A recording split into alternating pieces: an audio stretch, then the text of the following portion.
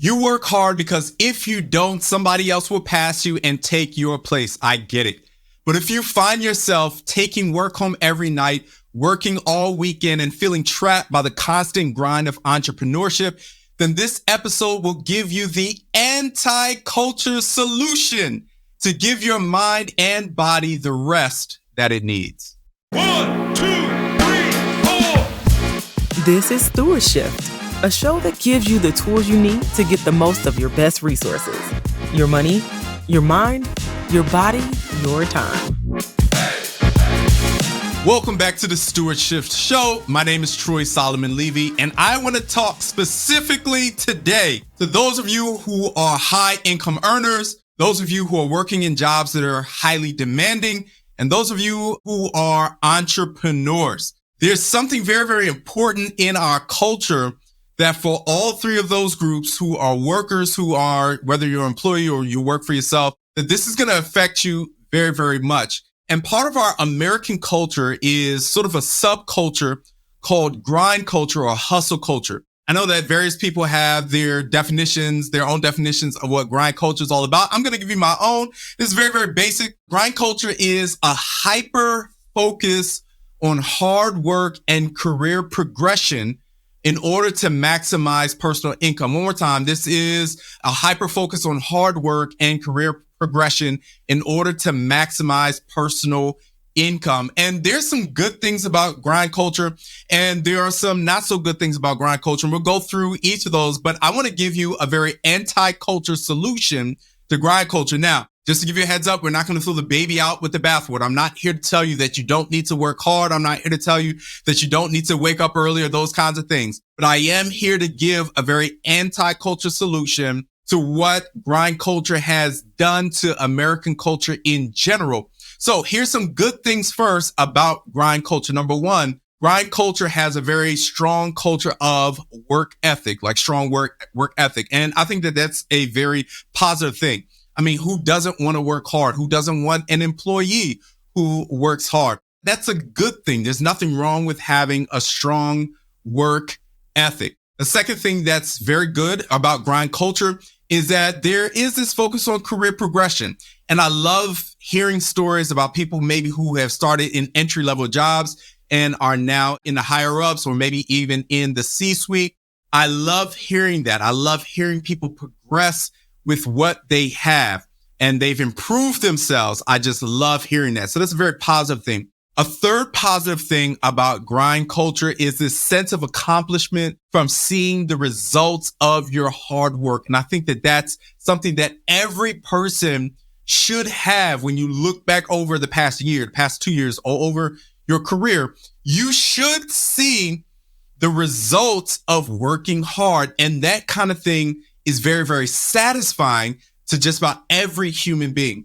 And then a fourth thing that's very positive about hustle culture is that hard work is contagious. I remember when I first entered the workforce for a particular organization, there were about 4 or 5 weeks or so during the summertime every single year where we just had to get this particular job done, and we did it together. And there were a group of us, used to call us the young guys because we were all kind of in our 20s and whatnot, early 20s. And we had entered into this organization around the same time. And when I tell you, we were like grinding, working hard, getting the job done. And we were doing the job in such a way that normally it would take the group probably about 4 days or so to do a particular thing. And we were completing that thing in like a day and a half. And they were looking for stuff for us to do in order to justify us being there in that particular place. I mean, we were just working hard. And what was happening is that the hard work was contagious when 1 or 2 or 3 of us were just working hard, not complaining, not anything like that. We were just getting it done. That kind of thing was contagious and it spread to the rest of the group. Whereas before, I don't know, I wasn't there, but maybe everyone wasn't just working as hard as the group of guys that were working very, very hard during that particular time. So those are some positives of grind culture. Now, here's some negatives, and then we're going to really get to the solution as to how we can help ourselves during this kind of season of hustle culture and grind culture. So here's some of the negatives. Grind culture can oftentimes put strains on our relationships. Why? Well, because when you're highly valuing working and hard work and that sort of thing, again, nothing wrong with it. But when you're putting the value of that above the things that are probably more important than those things, then yeah, you're going to have a strain on those things. And one of those things that at least in my life, are more important than work are my relationships, my wife, my kids, my parents, those who are in my circle, man. And if there's a strain on those relationships because of work, then there's probably a problem. So that's one byproduct of grind culture. Another thing that could possibly improve from grind culture is that there tends to be a lack of personal fulfillment outside of work. And if you find yourself not enjoying the hobbies and the things that you used to enjoy because you're working so much, because you're hyper focused on work and productivity and efficiency or whatever it might be, then that's probably a problem. If you're just like not doing the music thing anymore at all, even for personal enjoyment, or not putting together, I don't know, model airplanes, or not jogging or those kinds of things anymore because of work specifically, then that's probably a problem. Another negative, and I know that this isn't just limited to hustle culture, but I don't want to go through this episode and not at least say it, that in hustle culture, it's extremely easy to play the comparison game, especially when you're working in a highly competitive environment. I'm talking to you, high income earners. There's this strong temptation to go all in at work because the person next to you might bypass you and they might get that promotion instead of you. And it kind of encourages this, and I'm not against competition. I think competitive environments can be a positive thing, but when it's highly competitive to the point where you're letting go of almost everything else that's important in order to get the job done at work, then that's probably not the best thing. And we all have heard this adage. It's an old saying that comparison is the thief of joy. If the competition at work is so highly competitive that you don't have much joy while doing it, while doing your work, then there's probably a problem. And then the fourth and probably the most obvious negative of grind culture, you've probably guessed it, is burnout. I've experienced this before. I actually had to go to a burnout coach for about 6 months or so as he coached me from burnout to becoming who I was fully again. I was experiencing all kinds of things like exhaustion and fatigue. I was having like really bad difficulty trying to focus and being productive. And if you're experiencing things like headaches and stomach aches or difficulty sleeping or having insomnia or changes in your eating habits and your fluctuations in weight and that kind of thing, if you're having trouble getting the work done, dealing with the demands of work without using substances such as caffeine or alcohol, yay, even hard drugs, then there's probably an issue with burnout or with the hustle culture or grind culture. These are legitimate issues. All right. So those are some of the positives and some of the negatives about grind culture. Now, let's get to the solution here. I'm very solution oriented. You already know this is StewardShift. We're going to shift our understanding of how we relate to money and all those things that relate to money as well. Here's the solution to grind culture and especially to those negatives. Have a designated day every single week to rest. And I know that this just sounds so crazy. And I told you that this is anti-culture. I mean, we're talking about people who are used to being on the grind every single day. And even if you don't go into the office or log in every single day, we're used to being plugged in somehow every day. So we're checking emails, we're making phone calls.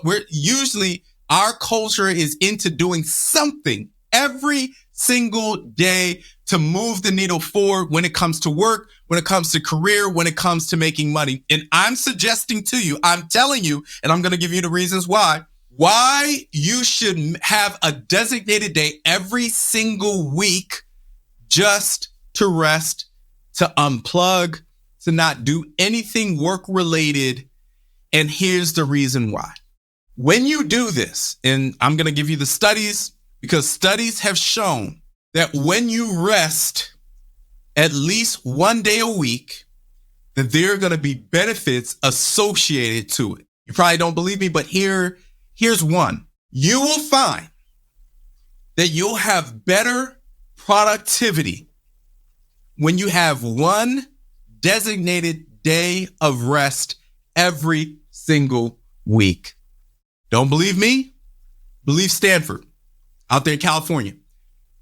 2014 study proved that when you overwork, meaning, and this is their definition of overworking, that when you're working 50 hours or more, that there's a sharp decline in productivity. But when you work fewer than 40 hours, and I think they gave a range of about 32 or so and above, that you're hitting your sweet spot when it comes to productivity and efficiency. So that's the first reason why you should have a designated day of rest every single week. You will actually be more productive in the long run than those who don't have one designated day off for themselves every single week. Now, I use that word long term because in the short term, it's going to be difficult when you compare yourself to the next person who's climbing the corporate ladder just like you, who's trying to go to the next level just like you, and you see that they're grinded. I'm talking about 50, 60 hours a week, 80 hours a week, and they're being rewarded by whoever, maybe by the higher ups, for the work that they're putting in. Yeah, in the short term, that's going to be hard to see.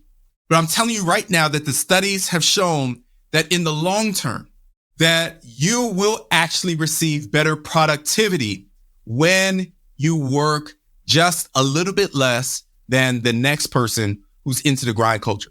All right. The second benefit of resting, of having a day off every single week, like totally unplugging, is that you'll notice a decrease in anxiety and depression.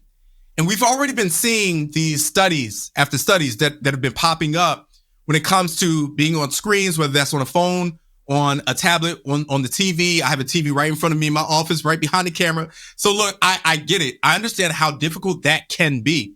But for our anxiety, for our mental health sake, like people are experiencing all kinds of depression and those kinds of things because we're constantly on screens, constantly looking and constantly checking our email, constantly texting, constantly plugging in. And they're saying that when we plug out, when we pull the plug just for one day a week, that we'll experience a decline, a decrease in anxiety and depression. Another thing that you'll find, another benefit of plugging out one day a week, is better health. You actually sleep better. This is what studies are showing. You sleep better. You have better health outcomes when you have one day of rest every week. You have better relationships. That's another one. Where am I? Is this number 3, 4? I think it's number 4, maybe. You have better relationships. And that's very, very simple, right? When you're at the table with your device in your hand constantly, and you're supposed to be eating with your family, those are prime times to discuss the day, to see how your children are doing, to see how your spouse or your loved one, whoever it might be, your parents. These are prime times to forge those relationships, to make those relationships even stronger. But when everyone is just constantly on, I have my phone right here. When we're just like this, every single, like our heads are down. We're not even looking up to look at somebody in the eye, that's an issue. And when we, instead of looking down constantly like this, we look up and we face people and we talk and we discuss and we laugh and have great conversations.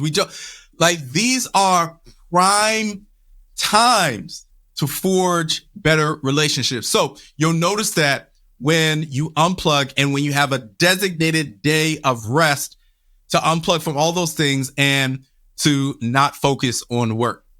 Another benefit that we'll find, and I just love this, is that it gives your mind and body something to look forward to every single week. When you have that designated day of rest, and then you on the first day that you start working, you're like, okay, I'm going to grind today, but I know that at the end of the week, I have something to look for. I have a day off. I'm going to be able to, and it's not just going to be a constant grind. Like I'm going to work 7 days and then After that 7 days is done, I'm going to work another 7 days. And then after that, like when you don't have a day to look forward to just unplug and to spend time doing things that matter the absolute most, to reset. When you don't have anything to look forward to at the end of a long week, man, that's not a great existence. You're not being as fully human as you possibly can be. And if you happen to be a boss, someone who has employees under you, let me just tell you just very, very quickly some of the benefits for your employees of giving them a set day off every single week, like allowing them the time and space to not have to answer your phone calls or to respond to your emails, like giving them the room just to be human, to give time and focus to the things that matter the most. Here are some things that are beneficial for your employees. Employees are more productive. We already talked about that, and are happier when you give that to them. Another thing, this is for you bosses, for your employees, this also improves employee retention. Studies show that when they're happier, that when they sense that you don't want to squeeze every single ounce of energy and every single ounce of productivity from them, every minute and second of their time, when they sense that you love them just for who they are, that you value them and appreciate them, even outside of work, so much so that you give them a day to just unplug and focus on the things that matter the most. Because let's be honest, it's not your job, it's not your place of employment that matters or should even matter the most to them. That's not living life. That's not being fully human. And when we acknowledge that and they understand that, hey, my boss values me for more than what I can offer at work, then you're going to retain employees a lot longer than the boss or the employer who's just looking for someone to answer every single email in real time. Like, let people rest a little bit. And I assure you that you'll notice an uptick, an increase in your employee retention, happiness, and productivity. Here are some examples. And you're wondering, like, okay, in what world does this work? Like, grind culture, hustle culture has taken over America, has taken over Western culture. Where does this work? Give me some examples. And I have plenty of examples of companies, of corporations, of workplaces that have decided that company-wide, I don't care who you are, where you are, what role you play in my corporation, that we are going to take a day off. Everybody, I don't care who you are. And probably the most famous example is Chick-fil-A. I know if you've been like me, you've probably gone out on a Sunday and you wanted some Chick-fil-A. My kids enjoy Chick-fil-A. You wanted to go on a Sunday. You're like, all right, yeah, let's go. And you pull up and Chick-fil-A is totally closed. No one in the drive-through line. And if you know anything about Chick-fil-A, that drive-through line is constantly humming. And you pull up, I'm like, oh, that's weird. No one in line. Yeah, it's real weird, really weird, because they're closed on Sunday, obviously. And I remember having this, not an argument, but this strong discussion with someone who I was advocating for companies just taking a day off every single, and this was years ago.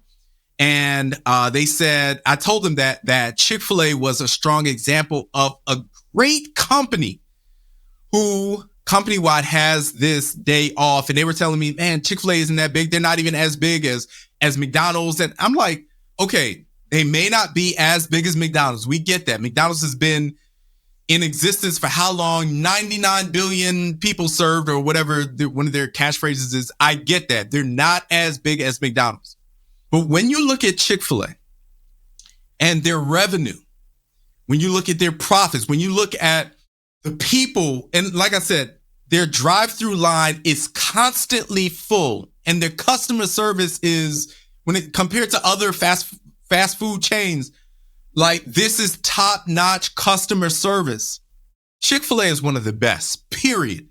Food aside, and I'm not even here to talk about the health effects and whatnot. That aside, I'm talking about their profits, their revenue, their fan club, like their people that flock to Chick-fil-A. They are, I would dare say, the best when it comes to fast food.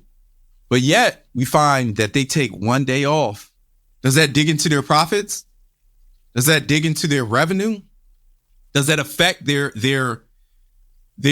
tribe? I would dare say that they have all of those positive things in spite of taking their day off. I would go a step further and I would say that taking the day off just might add to their bottom line instead of taking away from their bottom line. I don't know if there's any studies done to prove that. Maybe there's anecdotal evidence. I don't know. But I'm telling you that there is a path to success even when you take a day off. Yea, even because you take one designated day off every single week. That's not the only example. I've shopped at this place called B&H Photo and Video, Audio, Photo and Video for several years. I've gotten my cameras, television, like most of my equipment, a lot of my equipment, yes, it has come from Amazon, but a lot of it has come from B&H. And this is an extremely large corporation company that has gotten a lot of business, but they take a designated day off every single week, company-wide. Even when you order online, B&H, and I remember it maybe was creeping up to the time that they have their designated day off. And I think I was about to place an order. And I remember, I don't know if it was an email or when I clicked the order on their website or some sort of message pop up or something like that, where they said, okay, we're going to get to your order, but just keep in mind that we're closed these designated 24 hours every single week, and we're not going to be able to get to that order until after that day. I'm like, cool, no problem. Otherwise, man, they have excellent customer service. I love being a customer of them, like just top notch, and they do very well for themselves in spite of, maybe even because they take that designated day off. There are plenty of other examples. Hobby Lobby does the exact same thing. Huge company. I interviewed Mignon Francois not long ago, and if you haven't read her book, Made from Scratch, you need to read it. I interviewed her on the StewardShift show not long ago. If you haven't seen that interview, click on the link. Make sure you check out that video, that StewardShift video of interviewing Mignon Francois. Her company, the Cupcake Collection, is closed one day a week, a designated day every single week. And this was voted, one of her cupcakes was voted the best cupcake in America, I think by USA Today. She took her last $5 and turned that into a multi-million-dollar cupcake empire. But yet, she's closed one day a week. All of her employees, no one has to work on that one designated day per week. Last example. And I love this when I peeped this years and years ago when the movie The Karate Kid came out with Jaden Smith. I remember one of the producers, Devon Franklin. I remember reading an article, maybe even a book or something like that, about while he was on set as the producer of The Karate Kid, that he personally has a designated day off for himself every single week. And he doesn't bend on that. He doesn't care if he's in the middle of production. He doesn't care if they're filming. For him, if you're going to work with him, you're going to know that he's taking that one day off every single week. And once that day starts, he's unplugging. He doesn't answer emails. He doesn't respond to texts that have to do with work. Nothing like that. He's taking the day off, but yet this guy has been high up in the Hollywood industry. I think runs his own company now. Like, he is highly respected in spite of, yea, even because he takes that day off every single week. So we're going to wind this down, and I want to give you some very, very helpful tips to do this, because this is a shift for a lot of us. It's a huge shift, and I'll get to that, how you can make that shift in just a second. But here's some tips as to how you can make this work. If you're going to take that designated day off every single week just for your own mental health, to reset, to just relax, to rest, you're going to need, number one, to get support from those who are closest to you. I'm talking about your family and those maybe in your closest circle of influence. Have conversations with them about your goal of wanting to get more rest. And you're going to want to invite them to join you on that. Invite them to do this, to take this journey with you. So that's the first thing. Get support from those who you love the most. The second thing, and this might be the tougher of these tips and tricks, but you're going to want to let your superiors know upfront. Those who are your bosses, those who are your supervisors, whoever signs your check, or whoever gives you orders at work, you want to let them know. And you're going to want to say, hey, I've decided that personally, I'm going to want to be taking care of my mental health. I want to take care of my physical health. I just want to unplug. Just give me 1 day per week. I know that in the past, I've responded to emails. I've done things on this designated day, but on this day per week, I just want to plug out totally. Have that conversation. Let them know your goals. And I just want to say too, that make sure you're on the ball all the other days per week that you're working. It's really hard to have that conversation with your superiors when you're just a lousy employee. That's just really, really hard. Okay. Make sure that you're a hard worker those other days of the week. But you could tell them, you have the leeway in the room to tell them, hey, this is what I want out of my life. And if there's any pushback, try this. Try having them do a trial period for you. Maybe that trial period can be like a month or so, and say, okay, I know that most people aren't doing this kind of thing, but would you mind just giving me a month? Give me like 4 weeks. And I assure you that during those 4 weeks that you're not going to have any issues out of me, that in fact, I'm going to be even more productive with my time, that your company is going to make even more from the work that I'm doing because I'm able to be more productive from this day off. So that's the second thing. A third helpful tip is to prepare to complete things ahead of time on that particular day. And this is outside of work, right?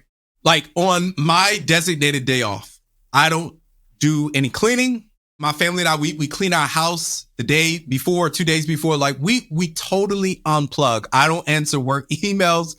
I don't look at anything. I do my best to not think about anything work related. I just unplug totally the computer, the phone, like emails, my mind, my brain. I just want a day of rest. So prepare ahead of time so that when that day comes, that designated day of rest comes, then you're well prepared to take that time off. Then a fourth helpful thing is to plan some restful activities. Don't just sleep, stay in the bed all day. And I think that getting some extra rest, as in snooze time, is probably a good thing. But plan some activities. Take a hike, ride some bikes, do a little bit of swimming. Some folk go to church on their designated time of rest. Like, do something family oriented. Do something for someone else, maybe. Some people feed the homeless or do some sort of volunteer activity. Those things are well and fine. Do something for someone else. Do something that's restful. Do something with your family. And I guarantee you that designated day of rest every week will be refreshing to you. All right, we're going to put some scripture on this. I love what the wise man says. Proverbs 23 verses 4-5 says, do not overwork to be rich. Because of your own understanding, cease. In other words, rest. Will you set your eyes on that which is not? For riches certainly make themselves wings. They fly away like an eagle toward heaven. In other words, what this scripture is trying to say is that overworking to be rich doesn't do anything for you that's lasting. It says that riches certainly make themselves wings. They fly away like an eagle toward heaven. Riches, money will eventually go away. Maybe that's the best way I could describe it. It's not a forever thing. You're not gonna have money for forever. In other words, there are things that are more important, that are longer lasting than money, such as your relationships, such as your health. That's more important. And to overwork yourself just to be rich, just to have more money, to grind, to hustle, to be part of that grind culture, just for money, that ain't it. Don't do that. And it says, look, rest, cease. find a way to rest a little bit.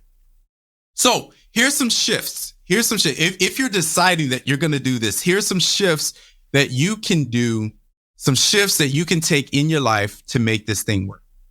Number one, here's a small shift. Take some periodic breaks throughout the day. And I know that can kind of be hard, especially when you're switching from task to task, you're multitasking, you're trying to do this, trying to do that before the day ends.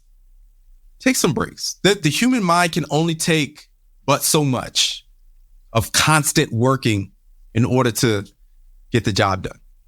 And I get the feeling that if you're part of my audience and if you're watching right now, that you probably work really hard, especially if you're an entrepreneur. And being an entrepreneur, having a side hustle, look, I get it. It's easy to be your own slave master. You go and go and go until you collapse in the bed at the end of the day. I understand.